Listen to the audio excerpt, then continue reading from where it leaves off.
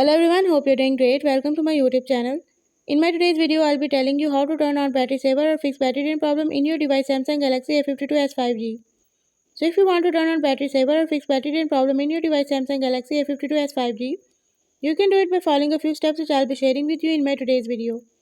But before that, hit the red subscribe button and the bell icon so you are the first one to know whenever I upload anything new. Now watch this video and you will learn how to turn on battery saver or fix battery drain problem in your device.